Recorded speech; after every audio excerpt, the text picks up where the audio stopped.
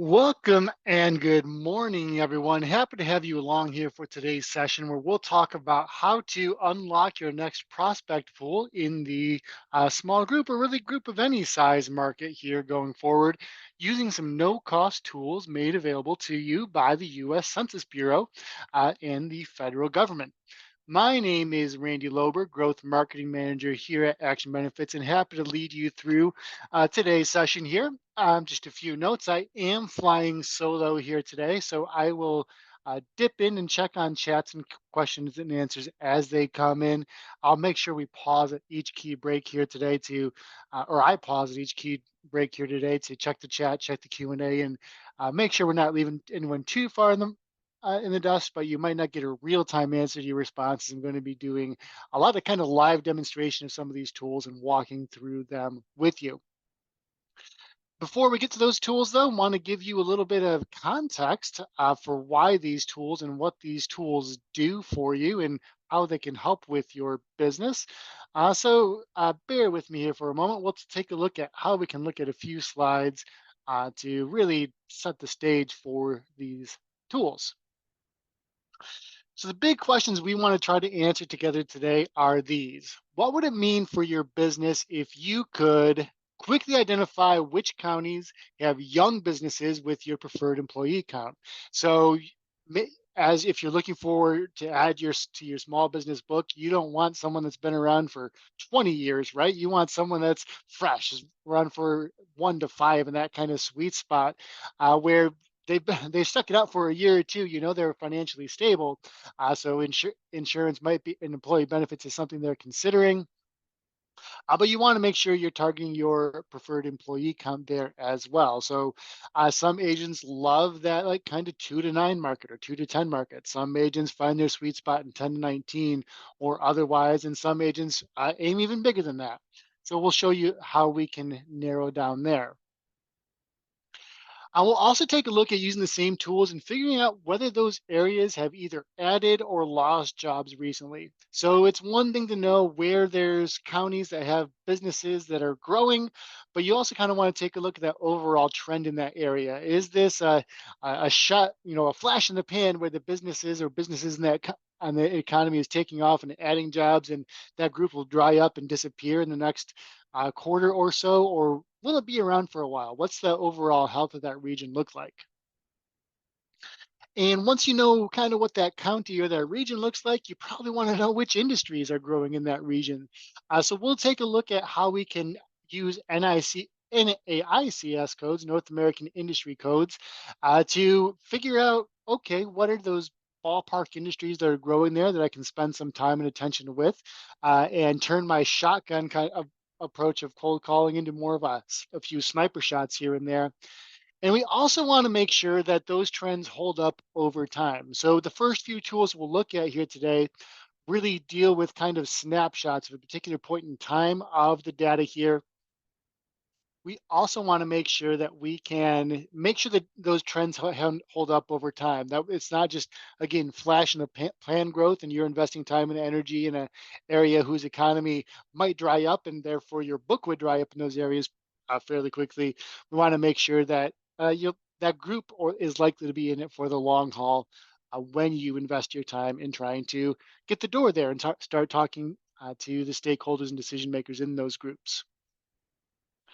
So we are going to deal today, as I started, and welcome to all of you just joining here a few minutes late here. The free tools we're using today are all put together by the U.S. Census Bureau, and you're like the Census Bureau that conducts that census every 10 years. And yes, we're talking about that very same Census Bureau. There's a lot of different programs, about 180 programs, in fact, that they publish, that they use, different studies, different surveys they use, and they pull all that data about economic data, demographic data into a variety of reports that we, the public, have the ability to access at no cost because it is a government funded operation. Of interest to us, and there's three kind of timeframes to be aware of and three key reports that are going to drive the tools we look at here today. One of those is the American Community Survey. You can think of that like a mini census that comes out. The Census Bureau does each year to about 10% of the population or so. Um, And data from that gets uploaded to the tools we're going to talk about every December. So a lot of information about demographics, how old people are they currently employed, what's their current income range, gets captured in that category and used to make some broad estimates about the health and characteristics of those overall communities. So a lot of the person specific data or person level data we look at today will be fairly accurate as of December. There's also a second report that will feed the tools that we look at today, just so you know how timely the data is, and that's called the County Business Patterns Report, both for employer and non-employer statistics. Um, the Census Bureau makes a distinction when we look at some of the data between employers, those who actually uh, have employees, and non-employers. Think of those as kind of like your self-employed contractors, right? The firm of one. So it does weed out some of the data here. All of that data is updated each June, though. So we've got some, again, some reasonably fresh data we can look at here as well. There's also an economic census, in which the Census Bureau talks to or provides surveys to every business in the nation every 5 years. 2022 was the last time that was collected, and that data was uploaded to the tools we'll look at in March of 2024. So there is a bit of a lag, some in when that time data is uploaded.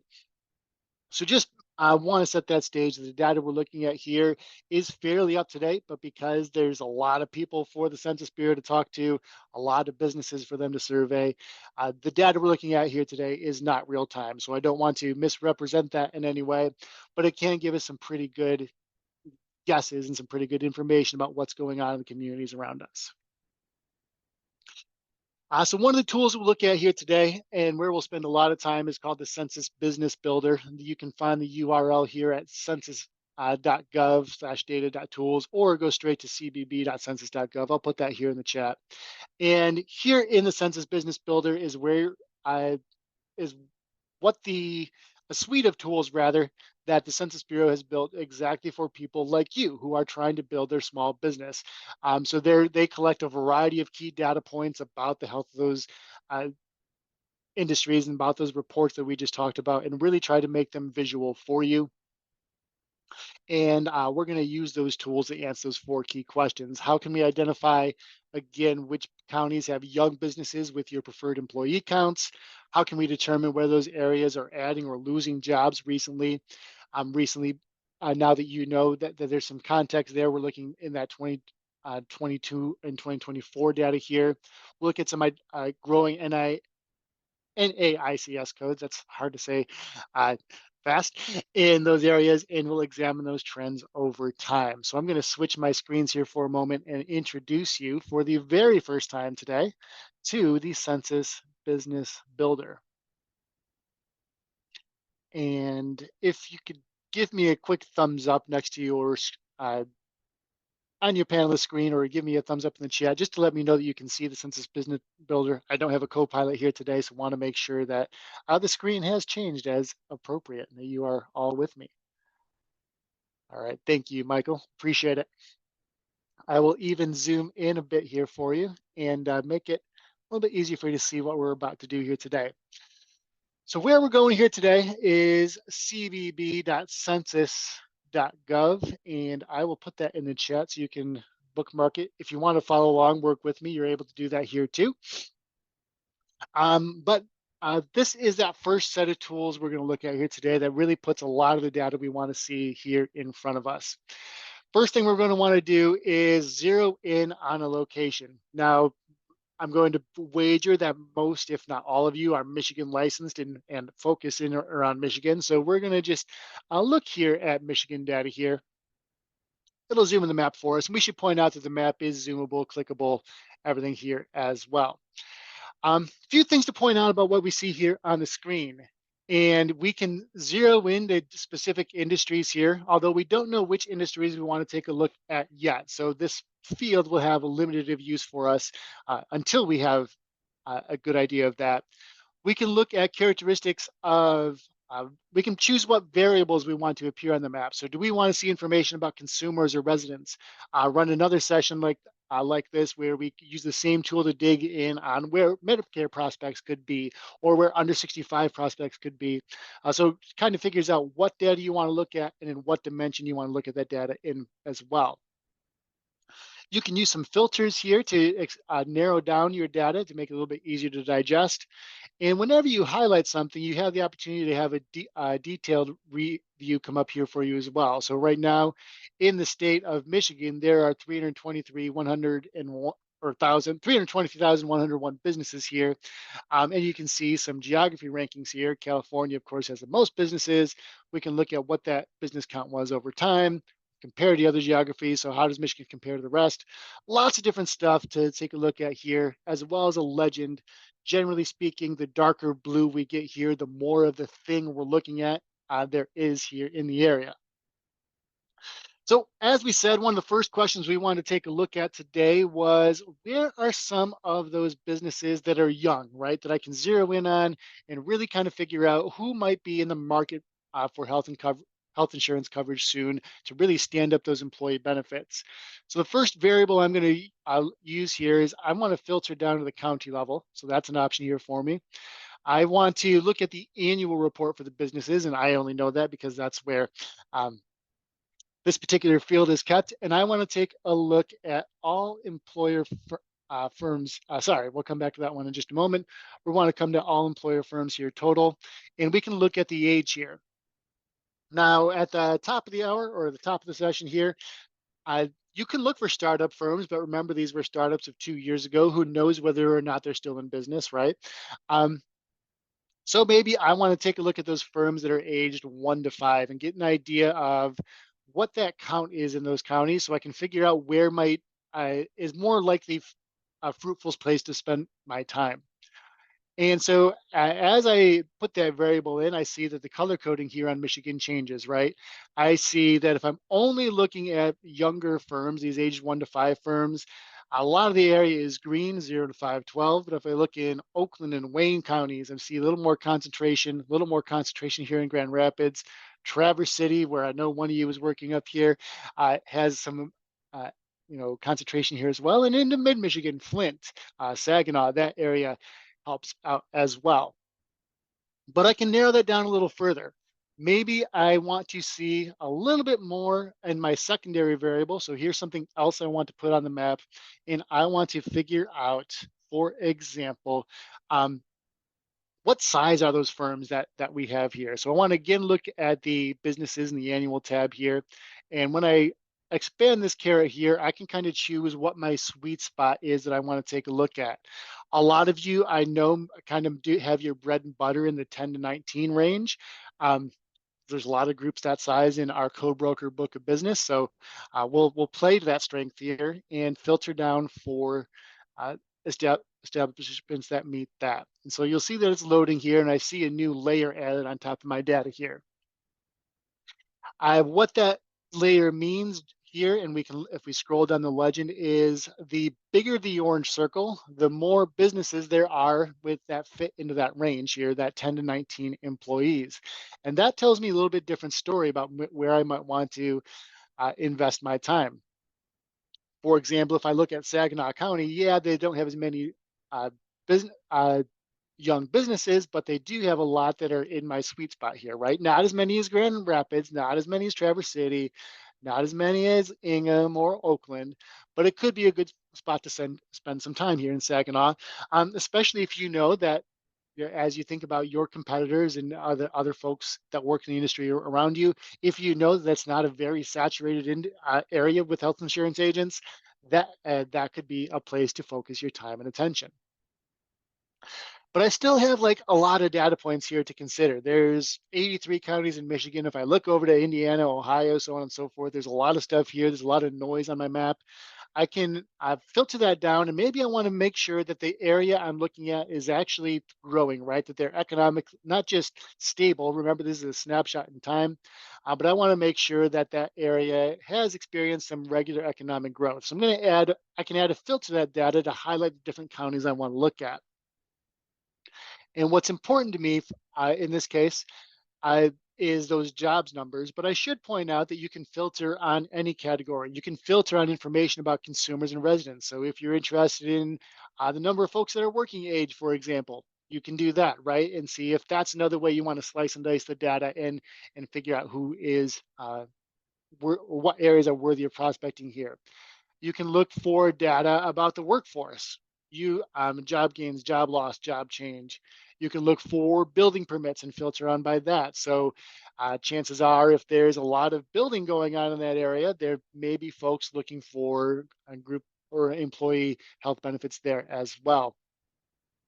And all of the data that you can filter on here is also available to you in the variables that we talked about over here a few moments ago too. So there's lots of ways you can build this map, slice it and dice it to make it work. But I'm interested in jobs here. And what I really want to know is, we know that jobs can appear, we know that jobs can disappear. I want to get a good sense of the health of that economy in general. Are we adding more jobs than we're losing? And if so, that's probably a good indicator that's a healthy area for me to prospect. If they're losing more jobs than they're creating, for example, it's less likely that you're going to find a spot that's worthy of spending your time in. So I don't want to include any counties that had negative growth here. That's not where I want to spend my time.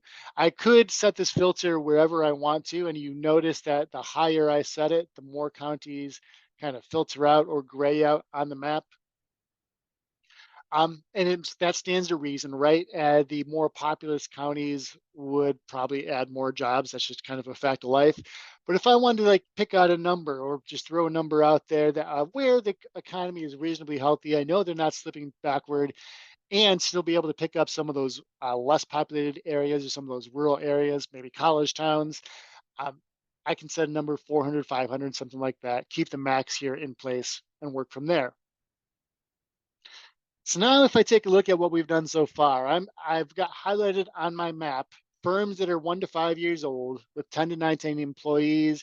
And I know that that county in general has been adding jobs, at least added net jobs in 2022.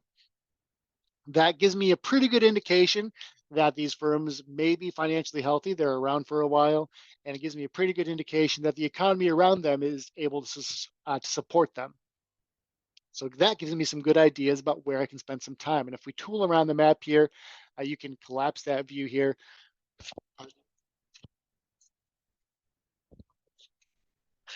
You can kind of mouse around, click around, see what you want to see, and know that there's Ingham County here kind of sticks out as an area that meets a lot of the criteria we've looked at. I can look over here at Livingston County, doesn't have as many 10 to 19 10 to 19 employers, but there's an option for me here as well. Genesee County has some options. Washtenaw County has some options for me. Saginaw has some options for me as well. Even up into Isabella and Midland, depending on how far you want to travel or how far you're looking to expand your business, there's lots of options. And even if I were to go up north, only because I know there's some Northern Michigan folks here in the room, I can take a look up at Charlevoix and at Emmett County. And gosh, when I was preparing for this session, every time I looked for business growth, I looked at different NSES codes and industries. Emmett County right up there is growing by leaps and bounds. Like everything there is positive. And if you are a Northern Michigan agent and you're not working in Emmett County or not over there yet, it might be a place for you to take a look at, all things considered. But I'll get off my soapbox for a minute and head back down here to where a lot of folks are in the southeast Michigan, mid Michigan area. And Saginaw County, again, is really sticking out to me as a spot that kind of has that perfect intersection of where I want to be. So that's what we're going to use here to go forward.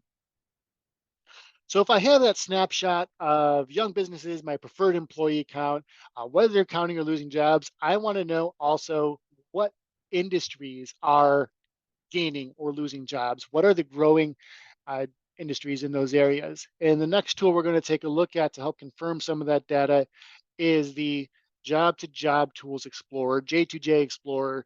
Link is there for you in the chat here as well. And I ask you a few questions here to really sort out what exactly it is that you want the tool to do, because gosh, it can do a lot of things. So we know we want to look at job hires, right? We can either look at hires or separations from. When I do a similar session for agents working in under 65 market, for example, I want to know, like under 65 agents want to know where people are losing jobs, right? Because they want to focus in on, picking up those special enrollment periods when they're doing their marketing. But as employee benefits agents, you want to focus on where hires are. Lots of different ways you can filter this here. It's either by the state level or by census place. Um, so if I wanted to look particularly at Saginaw here as well, and I can filter by NAICS sectors here, but I don't know exactly which sectors I want to look at here yet, right? That's the question we're trying to answer.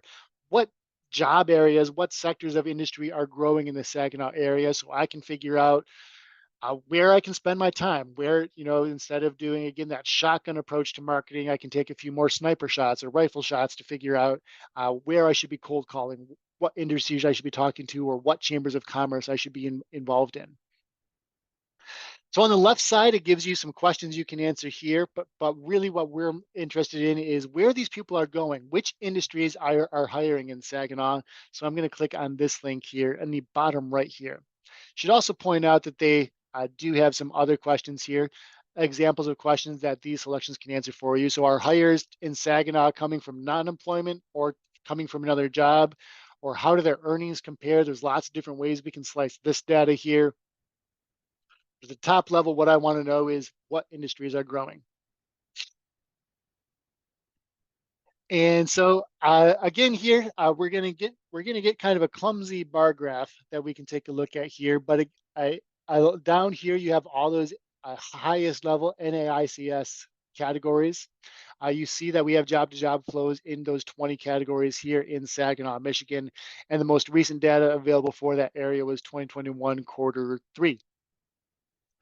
As you poke around to different areas, so maybe you look, maybe you're down on the Indiana-Ohio border and you want to look at one of those states. For whatever reason, and I don't know what the reason is, Michigan did a terrible job of reporting 2022 data to the Census Bureau, but Indiana and Ohio data here is up to date through 2022. So take that with a, a grain of salt, I suppose. So I can manipulate this data a few different ways. I can filter down my x-axis here to a variety of and where these NAICS sectors that they went, but I can also filter down by other things if I'm curious about worker characteristics, their sex, age, education, race, ethnicity, a variety of other indicators here as well. But again, what's really important to us is we want to figure out where these folks are going. And there's a few other filters we can take a look at here as well. We can change our origin state, our destination area, origin area. So I can look, for example, if I was really curious, how many folks were moving from Detroit area to the Saginaw area and plug in the filters there. Not really helpful to our conversation here, but just showing you again what's possible. As I come back to this bar graph, I can see that there is a clear winner here with over 700 jobs added in quarter three of 2021. And if I hover over the bottom here, I know that retail trade is growing hot in Saginaw. So retail business is what I want to pay attention to. Although there are a few other businesses here that stick out. I can take a look at administrative support and waste management and remediation services, which carries a bunch of NAICS codes under it. Healthcare and social assistance is growing up there, as well as your accommodation and food services. So your hospitality industry, all of which are growing here at a pretty steady clip and leaps and bounds above everything else in the Saginaw area. So depending on what your niche is, right, depending on what kind of industries you serve, you could pick out one of these, you could pick out all of these to go ahead and target. I know a lot of agents kind of zero in on 2 or 3 firm types, right, and really become experts in what those size firms and what those kinds of firms need. So that's a possibility for you here as well. So I have this data in front of me here, and I want to know whether or not this actually holds up over time. Remember, this is a snapshot here of quarter 1 in 2023. There's a third and final tool I can help you that can help you understand that here today, and that is the QWI Explorer. I should point out that the quarterly wage and details, and this is the QW that in the QWI Explorer, helps to feed some of this data here as well. Yes, it gets filed with the IRS and all the applicable industries or applicable government agencies, but it also feeds up into the Census Bureau here as well. So it's pretty good indicator of uh, employer counts, employer statuses, employee statuses rather throughout the nation as those groups get established or and continue to submit those. If I take a look at my geography level, I knows again that I'm starting here in Michigan, but can also choose what kind of indicators I want to look at. So I can look at the raw numbers. What was the employment at the beginning of the most recently filed quarter here? I can look at hires, separations, turnovers, I can look at gains, loss, and net change here as well as the overall earnings for employees in that sector. What again, I want to zero in on whether or not the growth in this sector is healthy and sustained. So I know if it's a spot where businesses are healthy, where I can kind of zero in and deal with them. So what's helpful to me to take a look at here is the net change. Is this sector continuing to grow over time? As I change that filter, you see these changes over here. There's also a few other ways I can filter that data down. If I look at the filters down here, I know, for example, that I want to look in particular at uh, I can filter down by state, county, metro area, so on and so forth. I want to look particular at the Saginaw area here. So I can filter down to that and check that. But I also know here that I have what looks like age bands 14 to 18, 19 to 21, and it tells me currently what those age bands were doing here during those last few quarters here from 2017 on through the end of 2020 or end of 2021, it looks like here. So again, I can take a look at those NAICS sectors over here, and it's going to give me a really muddy bar graph because it's catching all 20 of those. But if, for example, I want to come back and take a look at just retail trade and maybe accommodations, right? Retail and uh, the hospitality industry is where I want to be. I can filter down to NAICS sectors, erase some of these here, look on retail trade, click on accommodations as well, and see that over the past few years, if I look at just job net change of in these industries here, of course, there was a big downturn in the first quarter of 2020 in those areas, but there was also a rebound, right? And then it's kind of ebbed and flowed throughout 2021, but it looked like it was kind of hovering around a net change of zero in that area. So it's important to me, I know, that these areas did bounce back. That's important to know. I know that there were a lot of firms in those areas as we were looking at those earlier, but is that growth sustained? Is that growth going to keep happening? The data here really doesn't point to that, right? So I could spend time marketing in Saginaw here, um, but it doesn't necessarily mean that at least in those two NAICS codes that those businesses will be continue to be sustainable going forward. So they might be, if I try and secure some of those groups and work with them, they may stick around for a while, they may not. And so that's kind of the risk you might take in prospecting that particular NICS code, that particular group of industries in the Saginaw area. So that was kind of a really specific example and walkthrough of those tools. I kind of thought out loud with you about how you might approach some of those questions here. Obviously, because these data show a variety, or these tools show a variety of different data, your own investigations might take you different ways. Right now, we figured out essentially that the restaurant industry and hospitality industry in Saginaw might not be where you want to be. But there's lots of other things you can filter for here, lots of other things you can do here as well. I want to pause and check the chat here real quick for any questions or comments that you might have before I tell you give you a few ideas about how you might use this data going forward. How might you make it actionable? And while I am doing that, I'll also change my screen over one more time to uh, help guide that discussion. Want to spend a few moments though talking about the now what? What do you do now that you have this information?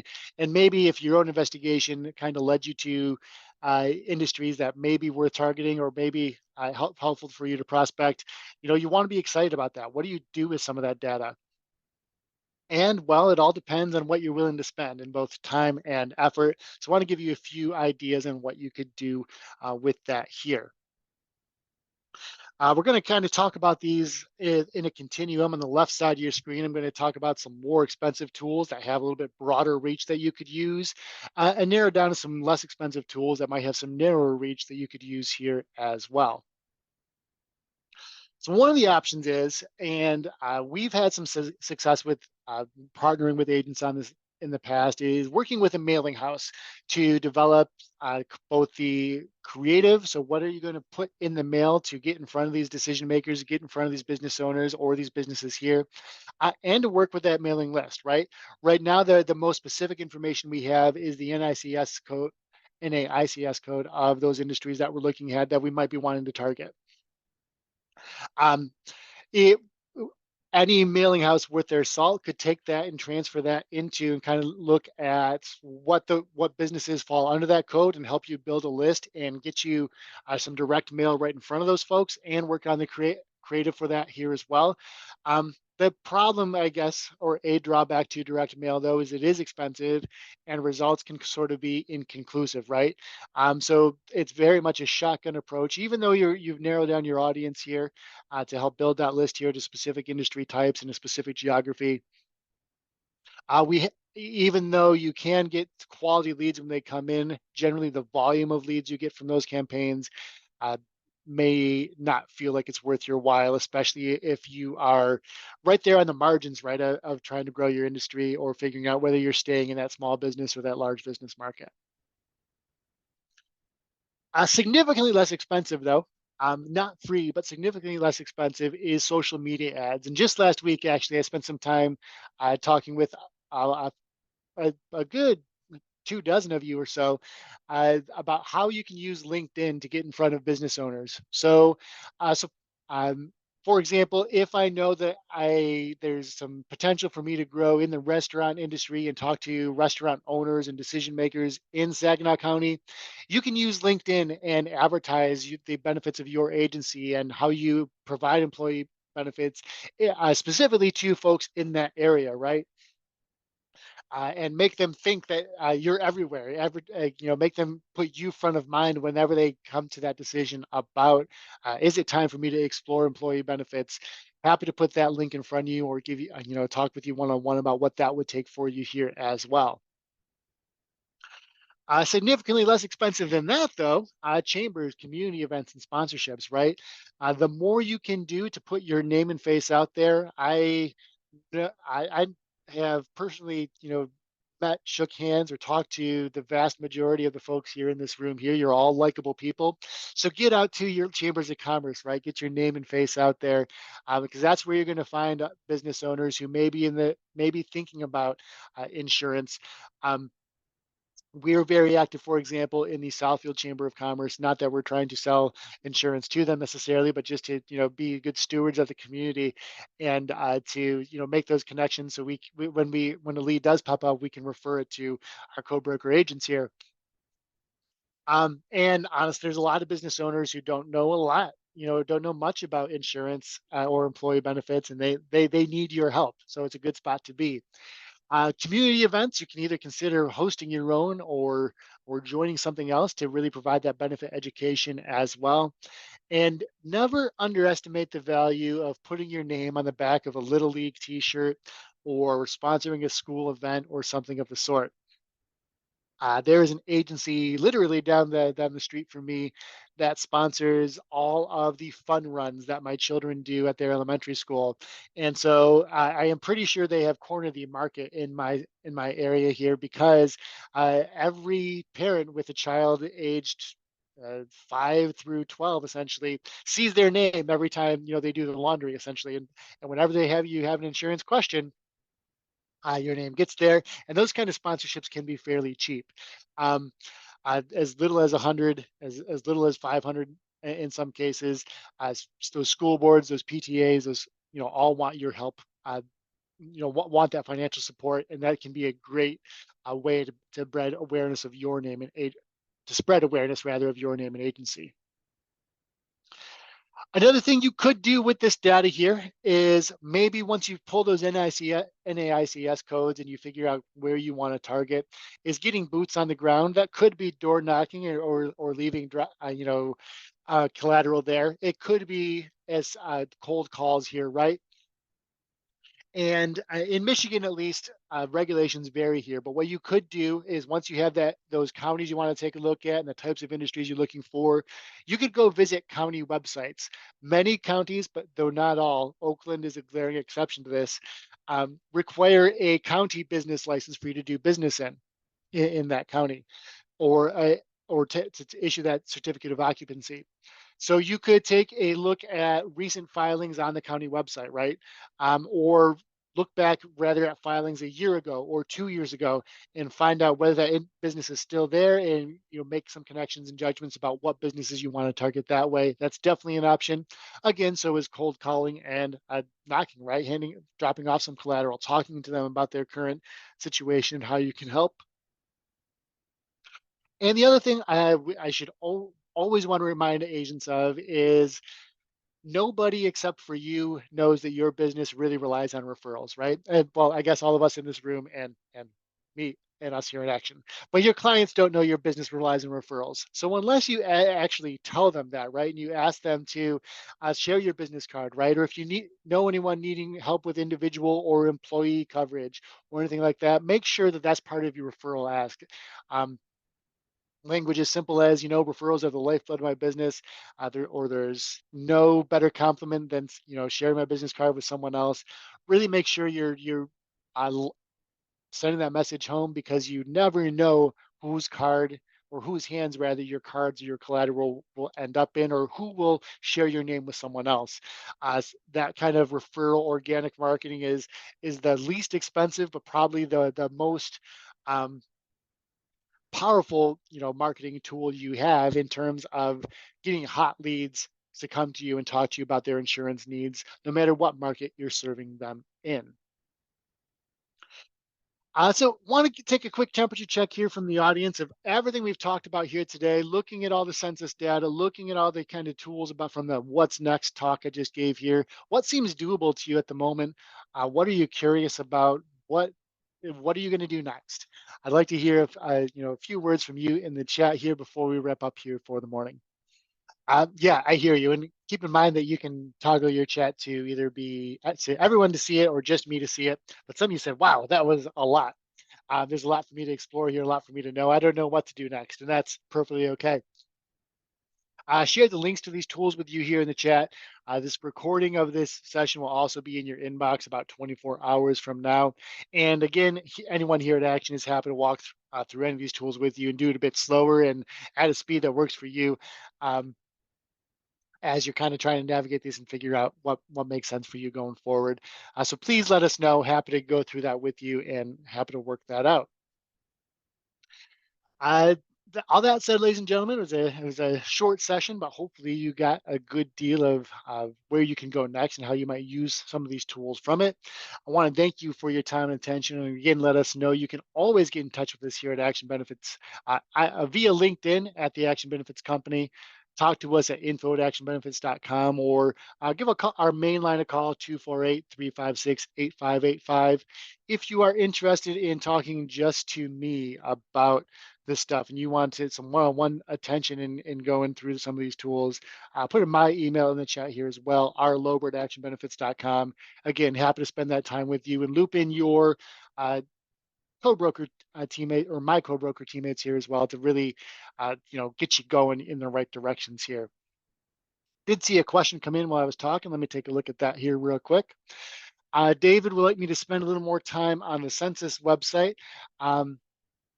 Yeah, I'm happy to go back to that. if you'd like to go back to David, if that is the map, is that the map website or the other tools you were looking at, some of the graphs and stuff that we looked at? If you just give me a one word like a map or a graph, that'll give me a better idea of where you want to go. I'm happy to go back there for a bit. Oh, okay. Got you, David. Taking a look and spending some time there is your next step. Thank you. Appreciate that. That clears that up. Um, yeah, I encourage you all to spend some time there, right? There's a lot of information you can kind of play with. Should point out that the reason we didn't get any like deeper than the county level here, right, is because that is the lowest level at which the Census Bureau connects that data. If you were to flip the script, for example, and look for individual consumers and look for consumer data, you could get down to the what's called the census tract or the actual like neighborhood level to figure out like where you want to send your turning 65 mailers to if you're in the Medicare market. That's definitely an option. Um, and I'm actually doing a session on that very thing in the early parts of March. And also have some recordings available on YouTube if that's a spot that you are interested in as well. All that said, ladies and gentlemen, again, thank you for your time and attention here today. Hope I was able to share something new with you that helps you, gives you a few more tools in your belt to help grow your business. I'm going to stop the recording here, but I'm happy to stick around for any other questions you might have uh, this morning. And if not, do please enjoy the rest of your day. I know it's a bit icy, a bit frigid out there, but I hope you all stay safe.